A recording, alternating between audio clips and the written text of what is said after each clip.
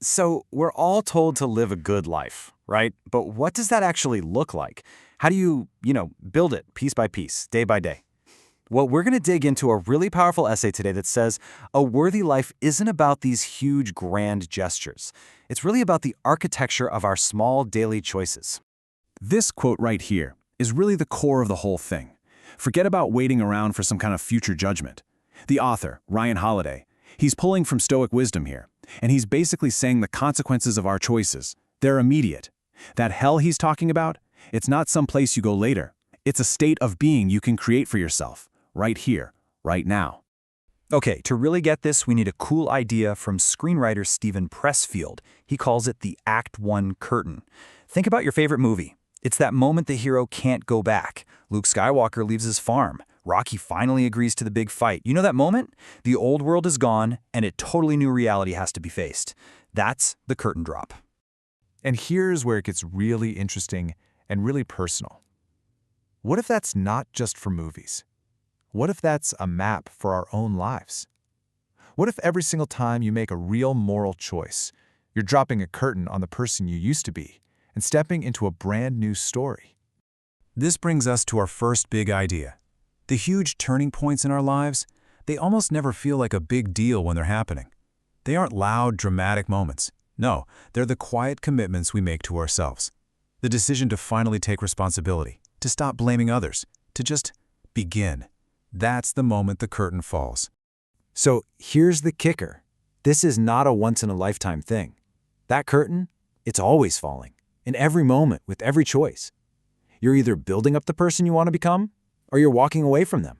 You're always, constantly, choosing which act of your own life you're about to step into.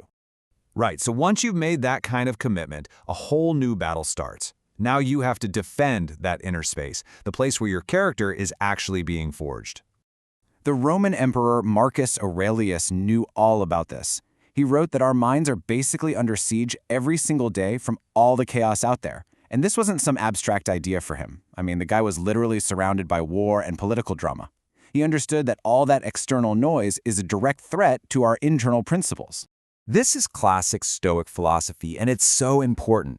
Look, you can't control what happens in the world. You can't control the drama or what other people do, but, and this is a big but, you have absolute control over what you allow into your own mind.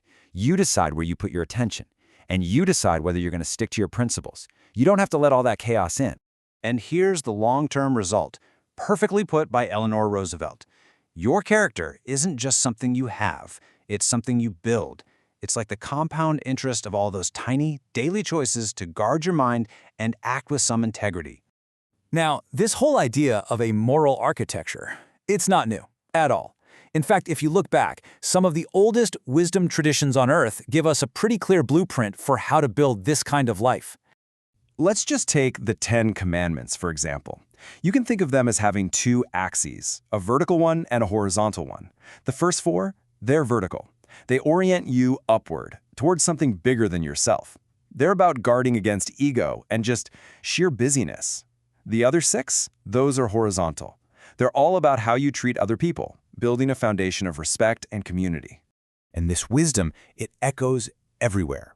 The Shawnee leader, Chief Tecumseh, puts it so beautifully. He's speaking directly to that horizontal axis, right? That our core responsibility is just to not cause harm. It's such a profound idea. Our actions don't just affect others, they affect our own spirit, our own vision of the world. Okay, so we've got the blueprint, but what about real life? Because let's be honest, life is messy. The path is not a straight line. So this brings us to how we actually apply this stuff, which, a lot of the time, is pretty imperfect. I absolutely love this from Martin Luther King Jr. It's the perfect mindset. The goal is not perfection. It's not about flying every single day. Some days, you're just going to be crawling, and that's okay. What matters is the direction. The real goal is to just keep moving forward. And the humorist James Thurber adds a little bit of crucial wisdom here. Being so afraid of making a mistake, of not being perfect, it can totally paralyze you. But leaning back so far that you're just frozen in place, that's its own kind of failure. Honestly, it's better to stumble forward and just get back up again. The writer Chip Conley gives us a brilliant way to rethink our motivation. See, if your goal is always to compete, to prove yourself to others, you're looking outward. It's a performance, and frankly, it's exhausting. But what if the goal is just to learn and improve? Well, then you're looking inward. And that focus on growth, that's what actually sustains you. All right, let's start pulling all of these threads together. We've talked about choices and discipline and these ancient blueprints and just moving forward. But where does it all lead? What's the actual endgame here?